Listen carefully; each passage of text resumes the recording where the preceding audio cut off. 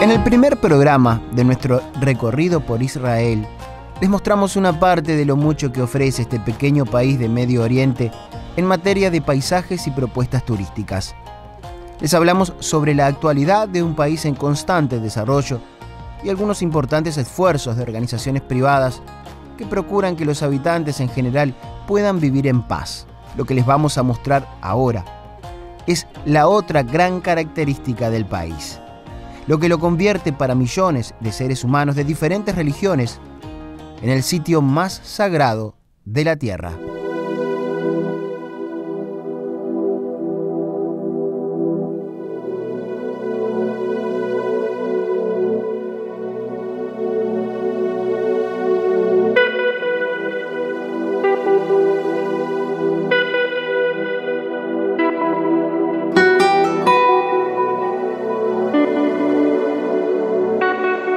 Nuestra recorrida por el circuito religioso de Israel comienza en Jerusalén, la ciudad más poblada del país, con casi 900.000 habitantes y proclamada en su totalidad por el gobierno israelí como su capital, uno de los temas políticos más controversiales del mundo moderno. Una ciudad fantástica en pleno desarrollo. La estética del casco urbano es muy particular, dado que las construcciones nuevas han respetado un estilo arquitectónico que le da un aspecto muy especial. Esta eternamente disputada ciudad, además de contener lugares muy valiosos, es donde mucha gente comparte el espacio físico sin que ello, en lo cotidiano, represente un problema.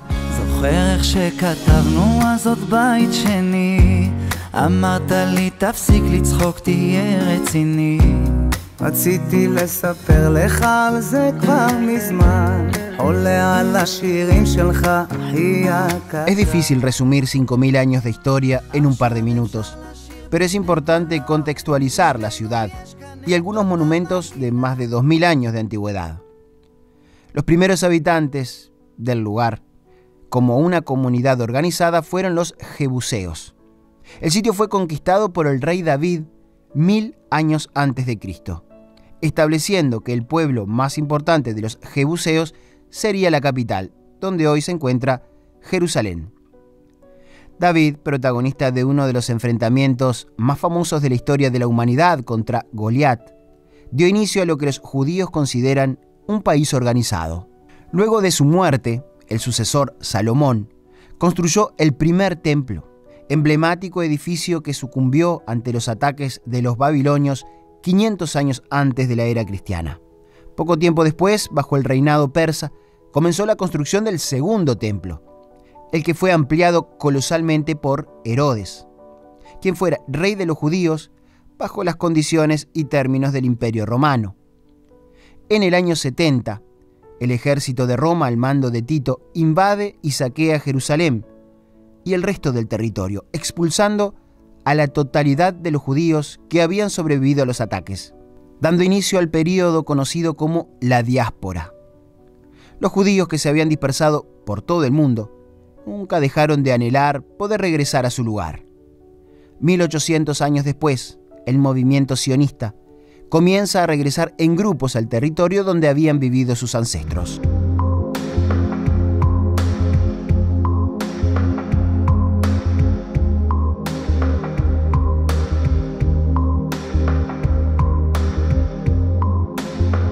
Jerusalén, una de las ciudades más antiguas del mundo, codiciada, anhelada, admirada como ninguna otra.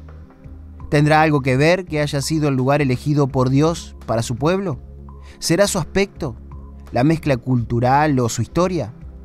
¿Será que entre sus calles y barrios amurallados ocurrieron los hechos más importantes para el judaísmo, cristianismo y el islam? En realidad no sé si es algo de lo que les dije o todas esas cosas juntas, las que la convierten en la puerta de entrada a un mundo paralelo de religión, tradiciones y fe.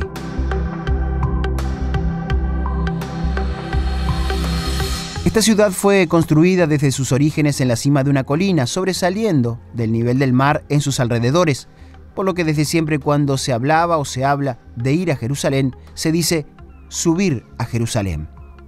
Si bien la ciudad se ha expandido considerablemente, Es lo que está dentro de las murallas que resguardan la ciudad vieja, lo que hace de ella un lugar imponente, no solo por las mezquitas, catedrales o el famoso Muro de los Lamentos, sino por los acontecimientos de los que fue testigo. Pese a que parece un gran museo, el casco antiguo alberga personas y organizaciones religiosas de pensamientos diametralmente opuestos, paradójicamente con un origen en común. La ciudad vieja está totalmente amurallada. Esta muralla es completa, da vuelta entera a la ciudad y hay 8 entradas por donde exclusivamente se puede ingresar al corazón de Jerusalén, que además en su interior está dividido en 4 barrios: armenio, árabe, cristiano y judío. Dentro de estas paredes enormes de roca, un mundo totalmente distinto. No tiene tanto que ver con la división o la separación, sino más bien todo lo contrario, porque todos viven en el mismo lugar.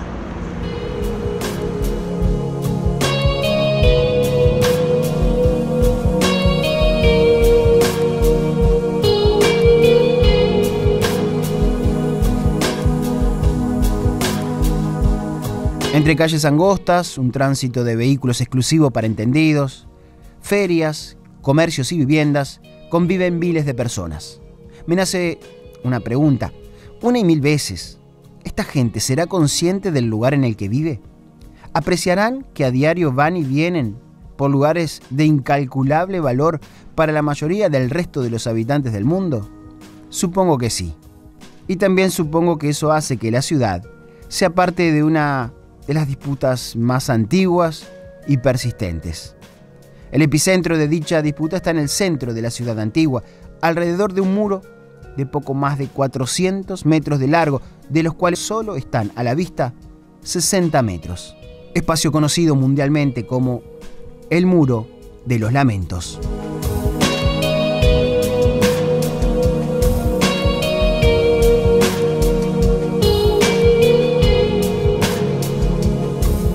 Ese trozo de muro, esa parte de una muralla que rodeaba el antiguo templo de Jerusalén construido hace 2500 años, es lo único que quedó en pie del templo de los judíos. Es una parte muy pequeña de aquella gran estructura. Me cuesta imaginar lo que sería ver el templo original completo.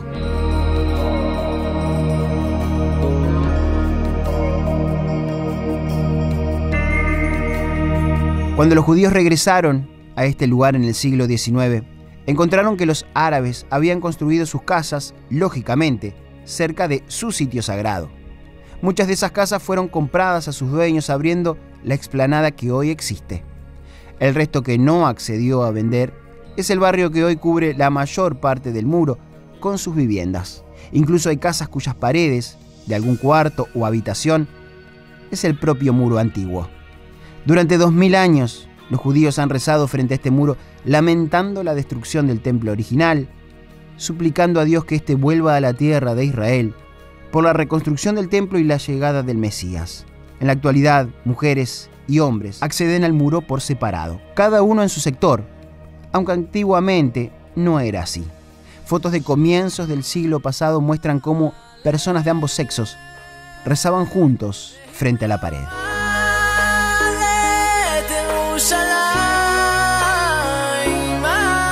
Parte de la tradición es dejar un papel con un pedido personal entre las grietas del muro.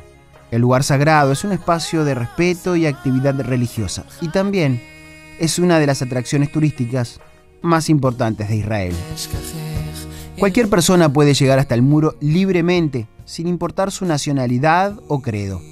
El único requisito para los hombres es colocarse la kipá, símbolo judío que representa que Dios está por encima de hombres y mujeres y todas las cosas.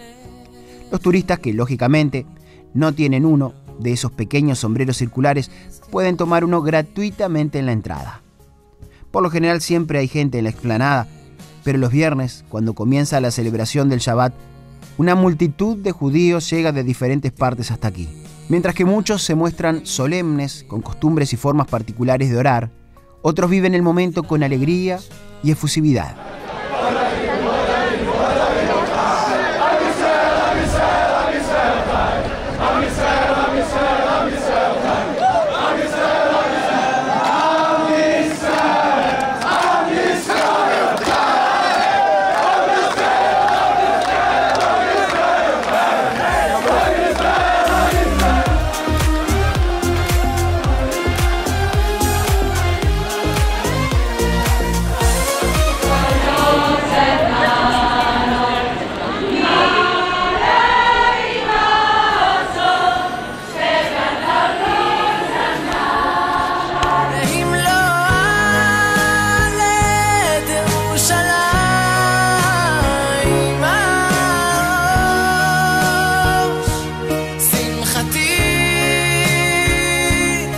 realmente impresiona ver el famoso Muro de los Lamentos desde la explanada principal, pero es solo una parte. No, ahora vamos a ir a ver todo lo que hay debajo, porque durante 20 años estuvieron trabajando porque descubrieron que debajo de lo que uno ve hay mucho más. Así que vamos a conocer.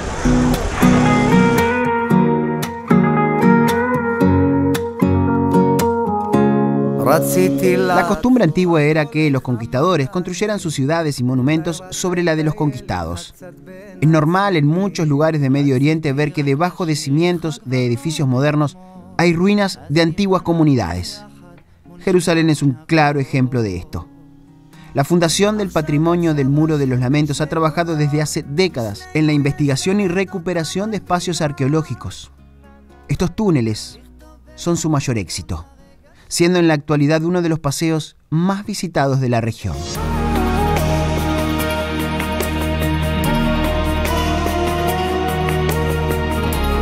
La investigación no solo permitió exponer una parte del muro que está debajo de la superficie del suelo, sino también una serie de construcciones de la época más antigua de Jerusalén, como los acueductos, calles, baños rituales y grandes arcadas.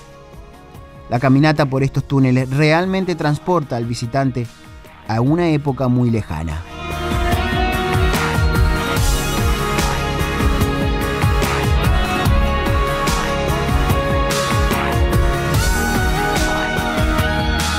Musulmanes, cristianos y judíos comparten el origen de sus religiones. Por eso el valor de muchos lugares es para todos por igual, como por ejemplo la tumba del rey David, lugar muy venerado por todos. Este espacio está administrado física y religiosamente por Israel.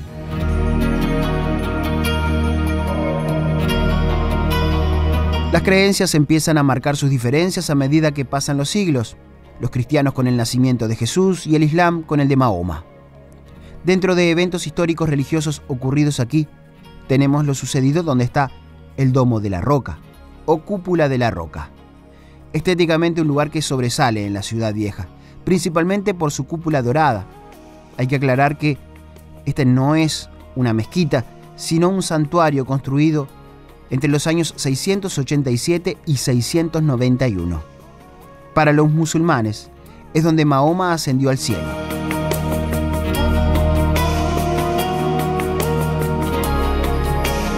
El espacio también comparte su importancia religiosa con los demás, dado que es el sitio donde, según los libros sagrados, Dios pidió a Abraham que sacrificara a su hijo Isaac.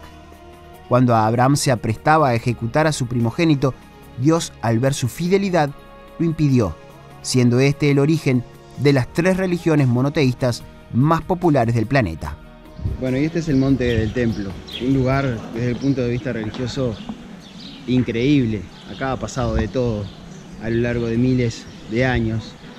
La creación de las 3 religiones monoteístas más representativas en el planeta es solo una parte de una larga historia que, bueno, le da un valor muy especial a este sitio dentro de la ciudad vieja de Jerusalén. Este espacio, al igual que el resto de la ciudad, pertenece políticamente a Israel. Sin embargo, la administración religiosa del lugar es árabe. Al domo solo pueden entrar musulmanes y los judíos tienen prohibido entrar a rezar en la explanada de la cúpula dorada, pudiendo ingresar exclusivamente a mirar como turistas. Dicho esto, da la sensación que aquí las personas no tienen mayor problema para vivir su espiritualidad como lo deseen. Una cosa es una política que puede ser polémica, cada uno según su posición, y otra cosa es la realidad de la vida diaria que no tiene nada que ver con esas palabras, con esos conceptos, y no es cuestión de lo que yo diga. Cualquiera que viene acá lo ve. Estamos acá sentados junto a las murallas de la ciudad vieja. ¿Cuántos árabes y religiosos judíos se nos cruzaron hace un rato, verdad? Yo escribo mucho, sin duda, de eso, de lo multifacético de la sociedad, pero haciendo énfasis en mostrar lo que llamaría, a mí me gusta mucho la expresión, el espacio público compartido. Yo estaba en la urgencia con mi mamá, en la misma sala de espera, religiosos judíos sentados esperando, árabes, las mujeres con el hijab cubriendo la cabeza. La cola en el cine. Un hombre ves 3 hombres en la fila con kippah, ¿verdad? Un judío religioso, y atrás 3 mujeres árabes con el hijab. Están en la misma fila en el cine. Y yo no digo, ay, qué bueno los israelíes. No, así debe ser. Entonces yo le explico a mi hijo menor que nació acá y no entiende esa problemática. Digo, no entendés cómo se presenta a veces a Israel en el exterior y yo quiero contar la realidad tal cual es.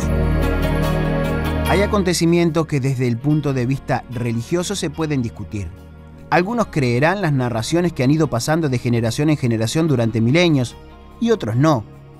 Lo que no se puede negar son los hechos históricos. Se puede creer que Jesús fue el Mesías o no. Se puede afirmar o negar que hizo milagros. Pero no se puede negar que caminó esta tierra y dejó su huella para siempre. El circuito cristiano es un capítulo en sí mismo dentro de esta región de Medio Oriente, que comienza a 150 kilómetros de Jerusalén, en Nazaret, hacia donde nos dirigimos ahora. Todo lo que tiene de placentero el viaje por autopistas y rutas en Israel lo tiene de complicado dentro de algunas ciudades, con calles muy angostas, de doble mano, donde parece haber más autos que gente. Asimismo es Nazaret, una ciudad habitada en su mayoría por árabes. Aquí comienza la historia de Jesús, porque aquí vivían sus padres. Lo primero que nos encontramos caminando por las calles del centro fue un sitio arqueológico donde excavaciones recientes descubrieron restos de una vivienda de 2000 años de antigüedad.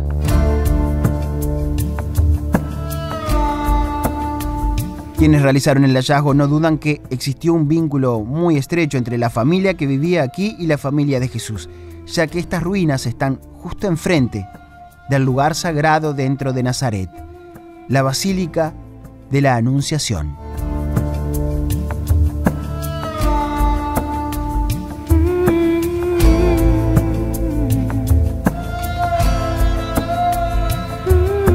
No es la iglesia lo más valioso, aunque el edificio es importante.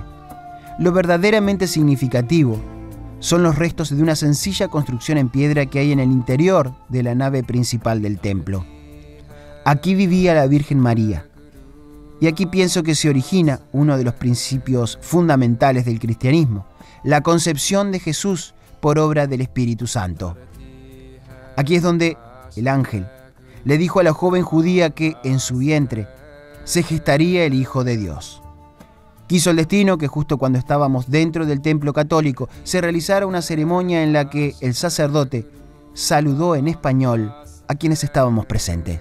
Bienvenidos al santuario de la Anunciación, el lugar, podemos decirlo, consagrado por la Virgen María, en donde recibió el anuncio del ángel. Por eso quiero que sepan que la comunidad de los frailes menores, custodios de este santo lugar, rezan por vosotros y por vuestras intenciones.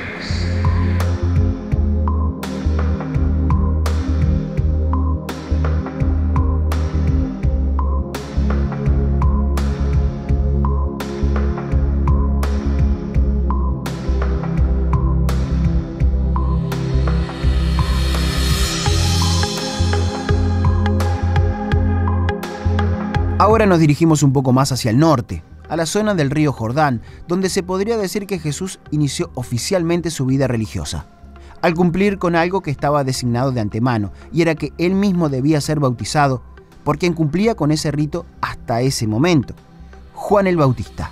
Este es el sitio bautismal Yardenit, el que recibe más de 500.000 de visitantes cada año.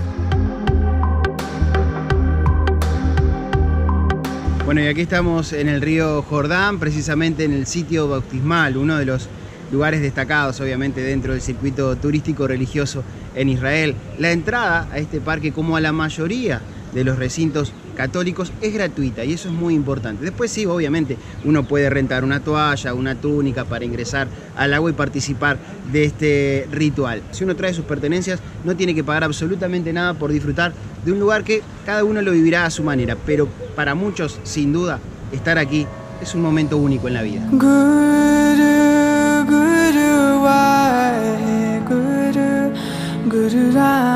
Para un cristiano estar aquí es un momento indescriptible. Saber que más o menos en este lugar, de este lado o del otro lado de la orilla, Juan bautizó a Jesús, es uno de esos instantes que no se olvida más.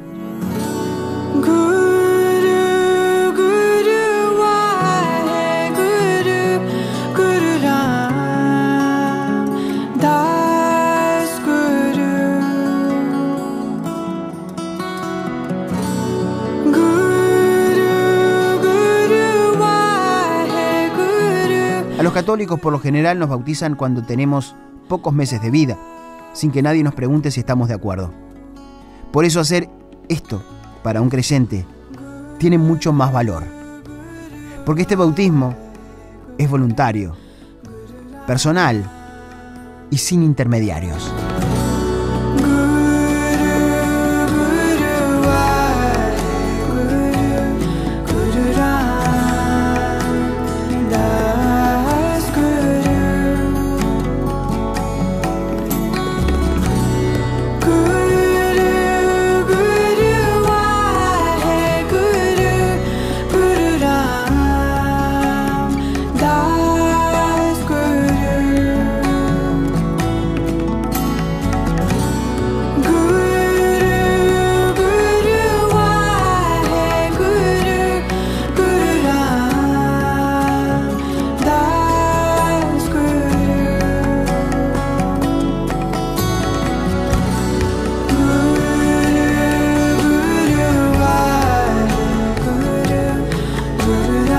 Ahora continuamos rumbo a la zona del Mar de Galilea, donde el predicador intensificó su trabajo evangélico.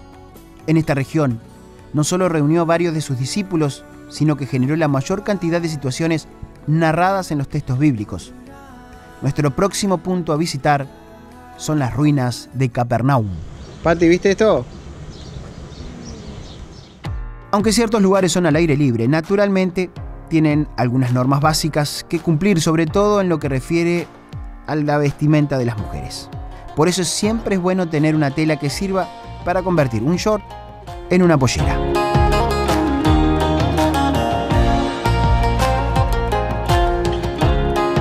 Estas son las ruinas de un pueblo que, de no haber sido por la presencia de quien se hacía llamar en ese entonces el Mesías, seguramente no hubiese alcanzado el prestigio con el que cuenta.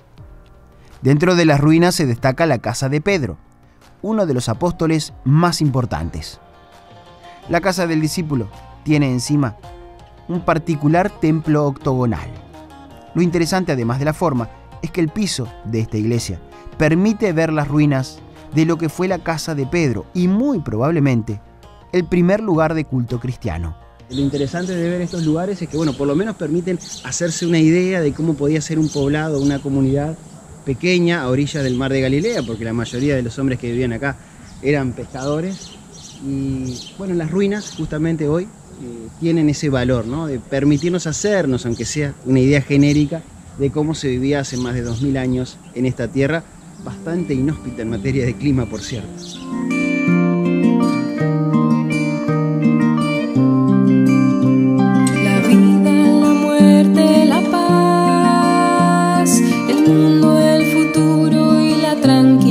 Cada paso que damos en esta zona encontramos una iglesia.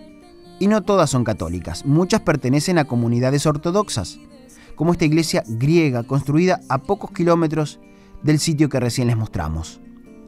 Más allá de lo estrictamente religioso, son construcciones cuya decoración las convierte en reliquias arquitectónicas. Pero no están solo de adorno. En ellas se celebran todas las actividades religiosas, como en el instante en el que pasamos por aquí, donde justo había un bautismo.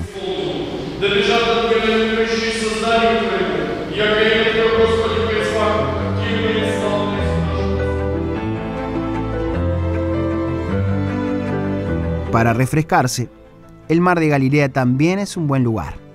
Aquí se da esa mezcla perfecta entre sitios naturales muy disfrutables y al mismo tiempo con mucho contenido espiritual. Y en esta zona del Mar de Galilea, metro más, metro menos, es donde se genera la situación relatada en la Biblia en la que Jesús caminó sobre las aguas de este mar justamente para auxiliar a sus discípulos que habían quedado en medio de una tormenta arriba de una embarcación. El lugar y el entorno realmente invitan a disfrutar desde todo punto de vista, por lo menos estar un ratito sentado a orillas del Mar de Galilea.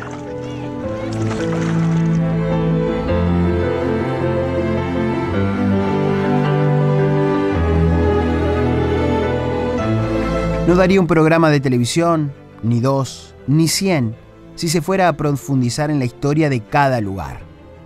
En este caso solo les estamos mostrando una parte de un circuito que puede ser tan amplio como cada uno quiera.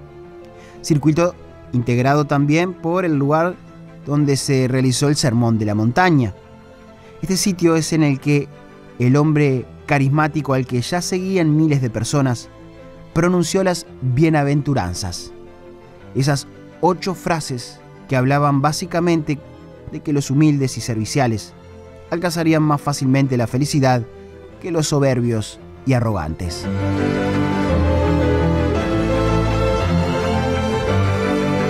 Jesús recorrió estos lugares durante años, hasta que decidió subir a Jerusalén, siendo muy consciente que ni bien atravesara las murallas de la ciudad, las autoridades religiosas de la época harían todo lo posible por deshacerse de él. Por eso, el casco antiguo de Jerusalén terminó cobijando los lugares más importantes para el cristianismo en el planeta. El Mesías eligió estar en la ciudad más importante de Israel, justo cuando el pueblo judío celebraba la Pascua. La noche previa a que lo arrestaran, Jesús, junto a sus discípulos, se reunió en la habitación de una casa en la ciudad para celebrar la tradicional fiesta judía.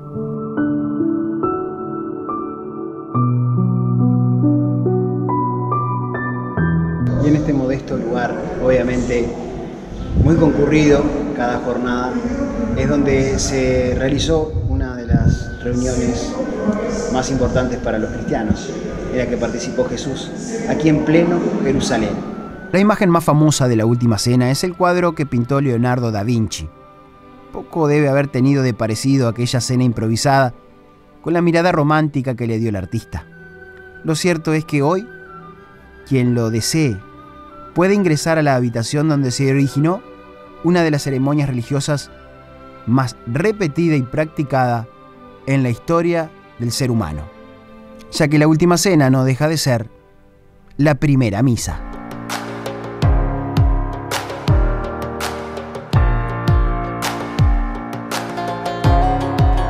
Ahora estamos caminando por encima de la muralla de la ciudad vieja de Jerusalén, que rodea obviamente la ciudad, como hemos estado viendo con algunas otras tomas panorámicas. Se realizará en el tramo que cada uno crea oportuno, sobre todo porque, más allá de que estamos desde hace rato visitando el mismo lugar de Jerusalén, son cuadras y cuadras y cuadras y muchos repechos los que hay que estar subiendo todo el tiempo, y algún turista podrá preferir hacer un poco menos de este tramo o incluso obviarlo, pero es un paseo precioso que vale la pena.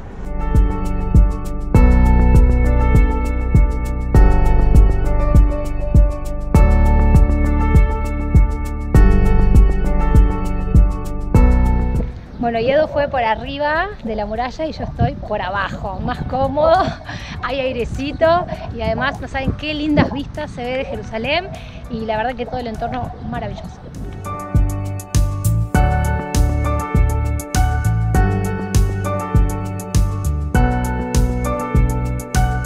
La Vía Dolorosa es un circuito frecuentado por los turistas, principalmente cristianos, que recorren desde el punto exacto donde se lo condenó hasta el Monte del Calvario, pasando por cada una de las estaciones donde el exhausto y abatido fue cayendo, mientras cargaba con la propia cruz en la que sería ejecutado. En ese camino del Vía Crucis hay un lugar singular, que según fue pasando de generación en generación a través de los siglos, es donde Jesús en determinado momento se apoyó en la pared. Con el sudor y manos ensangrentadas manchó el bloque. Esa marca quedó para siempre. Cada uno que lo supo comenzó también a apoyar su mano sobre esa marca. 2000 años después, la gente sigue practicando ese ritual.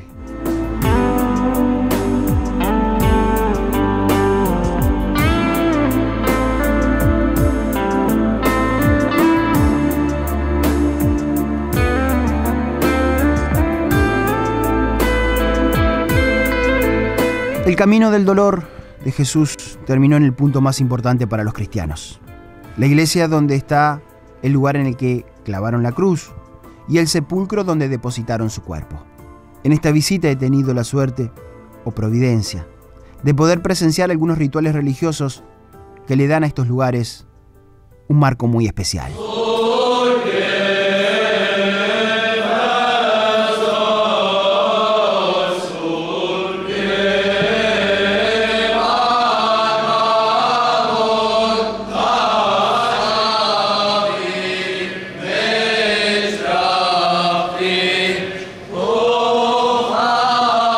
entrada a estos lugares es totalmente gratuita. No hay que pagar nada, ni existe solicitud de ofrenda o aporte alguno. Y eso que estamos en lugares de incalculable valor espiritual, como el punto exacto donde estaba colocada la cruz, piedra que quedó indeleblemente manchada con la sangre de Cristo. Bajando un nivel está el mármol en el que María recibió el cuerpo sin vida de su hijo. Otro sitio sumamente movilizador para un creyente.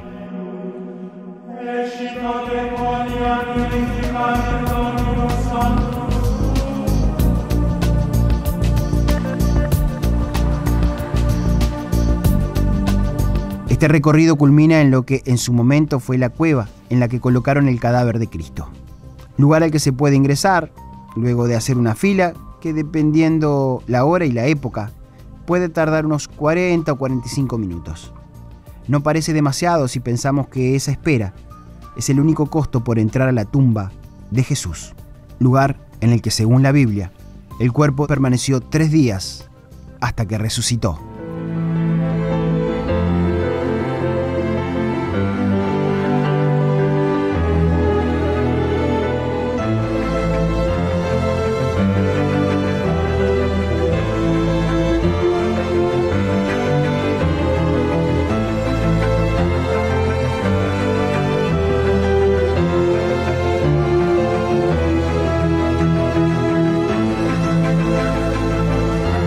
Bueno, y como en todo lugar de amplia afluencia turística, está la parte religiosa y quienes la practican, y la parte comercial también, ¿no? Que no puede faltar en cada uno de estos paseos, donde ahí los comerciantes dejan un poquito de lado la religión y se preocupan por ofrecer a los turistas todo tipo de souvenir relacionado a lo que sea.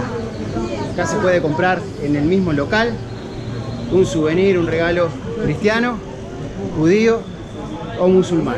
Da lo mismo.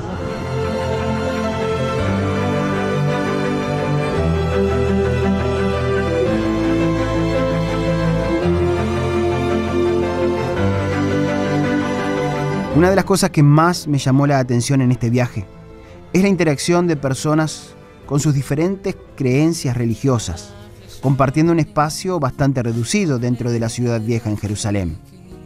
Por momentos parece indiferencia con el otro, pero en realidad es respeto. Hoy en día en Israel tenés 74% de judíos, tenés un 21% de árabes, entre ellos el 97% musulmanes y 3% son cristianos, y otro 5% de otras minorías, drusos, circasianos y otras minorías más pequeñas. Lo interesante de Israel es que es un lugar donde vos tenés aquí todas las religiones. Vos podés ver aquí, Pati, te vas acá al costado y ves acá una mezquita y tenés al lado una sinagoga y al lado tenés una iglesia, una evangélica y la otra católica. Y aquí una de las cosas que como que nos jactamos, entre comillas, acá en Israel, es que esto es una democracia. Y acá cada uno tiene su chance y acá cada uno está aquí. Y quizás la población árabe que vive aquí en esta zona, y con todo el derecho del mundo y con todo su derecho, porque es un lugar 100% democrático, el mejor lugar del Medio Oriente para un árabe para vivir es definitivamente Israel, por acceso a la educación, por acceso a la salud, por acceso a un montón de servicios, ¿verdad? Vivimos en un tiempo donde constantemente tratamos de hacer prevalecer nuestras ideas por sobre la de los demás.